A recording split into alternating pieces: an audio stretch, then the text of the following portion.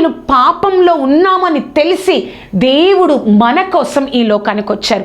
యోహాను సువార్త 10వ అధ్యాయము 10వ వచనం, దొంగతనమును హత్యను నాశనమును చేయుటకు వచ్చును గాని మరి దేనికి రాడు. గొర్రెలకు జీవము కలుగుటకు, అది సమృద్ధిగా కలుగుటకు నేను వచ్చుతనని మీతో చెప్పుచున్నాను. నేను ఎందుకు వచ్చాను తెలుసా? మీకు సమృద్ధి జీవం ఇవ్వడానికి కోసం.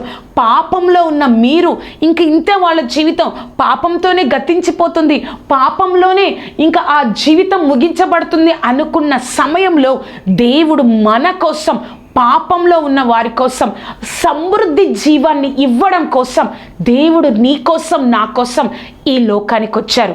ఆ విషయాన్ని మనం చాలాసార్లు మర్చిపోతున్నాం. దేవుణ్ణి ఎందుకు వెంబడిస్తున్నావో తెలుసా?